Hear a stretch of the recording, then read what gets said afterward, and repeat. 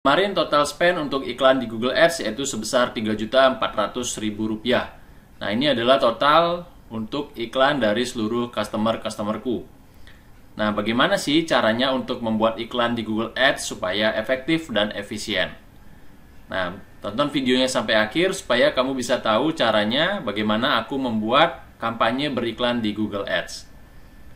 Nah, ini aku buka akun yang lain ya. Jadi ini adalah akun lain untuk beriklan di Google Ads.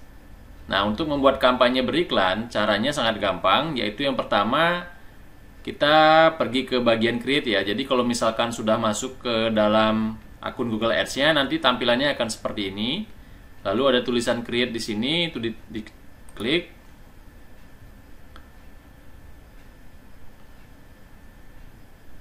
Nah, nanti ada pilihan campaign dan conversion action. Pilih yang tulisan campaign. Nah, sekarang kita akan membuat iklan Google Ads di mana iklannya itu nanti muncul di halaman pencarian Google. Jadi jenis iklannya adalah iklan search. Nah, di sini kita diminta untuk memilih objektif dari iklannya ya. Jadi kita pilih aja yang sales. Nah, terus di bawahnya ini kita diminta untuk memilih conversion goal-nya. Nah, jadi ini bisa dipilih ya di sini. Jadi kalau misalkan kamu belum mempunyai conversion tracking, kamu bisa bikin dulu ya conversion trackingnya. Nah, kalau sudah, pilih continue. Nah, nanti di bawahnya ini ada pilihan untuk kampanyenya ya. Jadi ini ada kampanye search, terus performance max, display, dan seterusnya. Nah, karena kita mau membuat iklan untuk di search Google, kita pilih yang search. Nah, lalu di sini di bawahnya ada pilihan untuk website visit, phone call, store visit, atau app downloads. Nah, kalau misalkan kita mau mempromosikan link yang ada di website kita, kita pilih yang pertama, website visit. Tapi kalau misalkan kita ingin customer ketika melihat iklan, dia langsung klik dan langsung telepon, artinya nomor telepon kita langsung masuk ke HP mereka, maka kita pilih yang phone calls. Seperti itu. Nah, biasanya kita pilih yang website visit dulu, karena supaya orang mengetahui apa yang kita jual, apa yang kita tawarkan, dan juga harganya. Jadi semua informasi itu bisa kita masukkan di dalam website. Nah, di sini kita nanti masukkan ya nama websitenya apa. Nah, ini aku contohkan untuk salah satu bisnisku namanya Raja Tulis. Nah, ini untuk nama websitenya ya rajatulis.com. Nah, ini masukkan di sini. Jadi kita bisa masukkan di sini nama domainnya saja dulu ya. Kalau misalkan untuk link halamannya nanti bisa dimasukkan pada saat kita membuat grup iklan. Nah, setelah itu kita bikin nama kampanyenya ya. Misalkan kita masukkan di sini nama websitenya rajatulis.com. Nah, setelah itu kita pilih continue. Jadi nama kampanye ini berfungsi untuk kalau misalkan kita punya beberapa kampanye iklan, nah kita bisa tahu ya yang mana untuk website A, mana untuk website B, dan seterusnya. Jadi supaya kita gampang nanti mencari pada saat kita membutuhkannya. Misalkan kita mau ngedit atau mau menambahkan informasi, nah itu kita bisa tahu dengan mudah. Nah, di sini di bagian bidding kita bisa pilih ya. Ini ada fokusnya, apakah kita mau mendapatkan konversi, klik, impression share, dan lain sebagainya. Nah, di sini bisa pilih yang klik ya, karena kita ingin mendapatkan klik ya, klik. Jadi supaya orang nanti ketika mereka ngeklik, terus mereka melihat penawaran yang ada di website, terus mereka kontak ke nomor WhatsApp kita. Nah, lalu di bawahnya ini bisa dicentang ya, maksimum cost per kliknya berapa. Jadi kalau misalkan kita punya anggaran yang terbatas, nah kita bisa set ya maksimumnya misalkan 1.000, 2.000, atau 3.000. Jadi kalau misalkan nanti sistemnya menganggap bahwa kita membutuhkan biaya per klik lebih dari itu, maka iklan kita tidak akan ditayangkan. Seperti itu. Jadi kalau misalkan kita setnya di 2.000, ternyata butuhnya itu 5.000, maka iklan kita secara otomatis tidak akan ditayangkan. Jadi kita akan bisa meminimalisir pengeluaran budget kita. Tapi kalau misalkan kita ingin memaksimalkan klik, ya kita bisa kosongkan ini. Jadi kita bisa membiarkan sistem untuk menentukan berapa besaran biaya per klik yang seharusnya kita bayar untuk mendapatkan pengunjung, seperti itu. Nah, ini misalkan kita punya budget yang terbatas ya, kita set misalkan di 2000. Nah, setelah itu kita bisa klik ya ini centang. Nah, terus pilih yang ini, bid for new customer. Nah, lalu kita bisa klik next. Nah, setelah itu kita bisa pilih ya, ini yang search network, display network. Kalau misalkan ini digabung ya kampanyenya, yang search sama display. Tapi kalau misalkan kita jalankan yang search saja, ini dihilangin centangnya. Terus ini juga bisa dihilangin ya, karena kalau misalkan ini dihilangin, nanti iklannya juga muncul di website-website Google Search Partner, yang mana itu seringkali tidak terlalu tertarget ya. Tapi budget kita akan cepat habis, tapi kita akan sedikit mendapatkan calon customer. Nah, makanya kita fokus ke orang-orang yang mencari di Google saja sesuai dengan kata kunci yang kita masukkan nanti. Nah, lalu di sini kita pilih lokasi ya, kita mau menargetkan ke mana untuk iklannya. Misalkan bisnis kita itu targetnya seluruh Indonesia, maka kita pilih Indonesia. Terus bahasanya juga, karena kita Indonesia, kita bisa pilih dua bahasa ya, English dan Indonesia.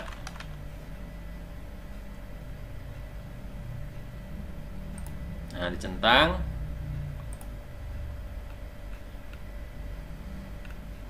Nah, setelah itu kita bisa pilih next. Nah, di sini kita sudah berada di grup iklan ya. Grup iklannya bisa kita kasih nama. Jadi misalkan nih kita di dalam satu website, misalkan ini ya website rajatulis.com. Nah, di sini kan ada banyak jasa ya, ada jasa proofreading, ada jasa copywriting, terjemahan dan lain sebagainya. Nah, ini kita bisa tulis ya di sini untuk ad group satunya, misalkan kita mau pakai yang jasa copywriting. Nah, di sini kita bisa tulis, kita ganti namanya untuk copywriting. Nah, seperti itu. Jadi nanti kita bisa tahu ya bahwa ini adalah grup iklan untuk copywriting. Terus yang kedua misalkan untuk proofreading dan seterusnya. Jadi kita bisa mengetahui yang mana grup iklan yang A, yang B, dan C. Jadi kalau misalkan kita mau ngedit atau mau melakukan perubahan, itu kita bisa gampang mengetahuinya. Nah, terus kalau udah kita masukkan sini kata kuncinya. Nah, kata kuncinya ini harus pakai tanda ya. Jadi diawali dengan tanda kurung. Misalkan ini ya kata kuncinya, jasa copywriting. Nah, jadi diawali dengan tanda kurung ya, depannya dan belakangnya juga diakhiri. Nah, ini kita pakai juga satu tanda lagi, yaitu tanda petik, supaya nanti orang yang kena itu lebih banyak, seperti itu. Karena kalau misalkan kita pakai kalau kita pakai kata kunci yang pertama saja, itu harus sama persis kata kunci yang diketik di Google, barulah iklannya muncul. Tapi kalau misalkan kita pakai yang kedua, ini pakai tanda petik ya, pakai yang kedua, jadi kalau ada penambahan kata di depan atau di belakangnya, iklan kita bisa juga muncul.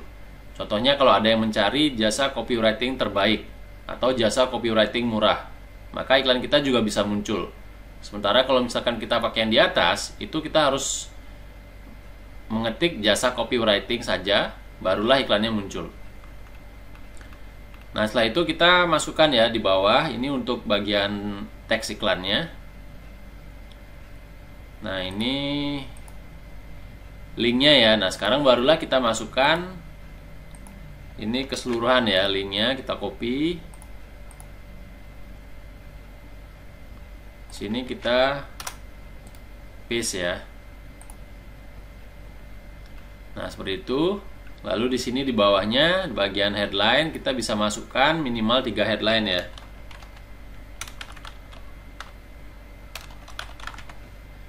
Nah, misalkan ini yang pertama jasa copywriting, terus yang kedua jasa copywriting terbaik,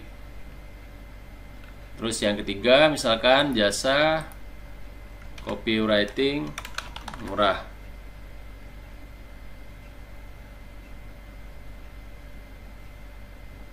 Nah, sudah ya, sudah 3. Terus di bawahnya sekarang kita masukkan yang bagian deskripsinya. Nah, ini kita masukkan minimal 2 ya. Kan jasa copywriting terbaik dan terpercaya di Indonesia. Nah, ini untuk deskripsinya maksimumnya 90 karakter ya, jadi nggak boleh lebih.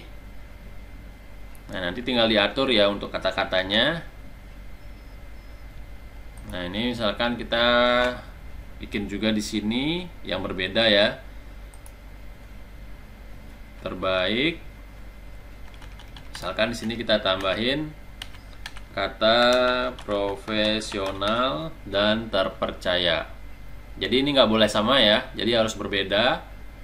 Jadi harus ada perbedaan kata-katanya seperti itu. Jadi meskipun perubahannya sedikit itu nggak masalah ya. Yang penting berbeda. Nah, kalau misalkan udah, kita bisa masukkan ini ya di bawahnya. Ini ada, kita masukkan nama dan juga logonya, nanti bisa dipilih. Terus ini ada site link, jadi link ke halaman yang lain di dalam website yang sama bisa dimasukkan juga supaya iklannya jadi lebih menarik. Nah, terus call out-nya ini juga bisa ditambahkan informasi-informasi penting supaya iklannya jadi lebih informatif, lebih menarik, dan ukurannya jadi lebih besar dari ukuran iklan rata-rata. Nah, kalau misalkan udah, klik done ya. Dan terus klik next. Nah, ini udah selesai ya, tinggal kita next aja. Terus kita masukin budgetnya berapa, budget hariannya. Jadi kalau misalkan kita punya budget 1 juta sebulan, maka kita bisa masukkan sini di custom ya. Misalkan berarti seharinya 35.000.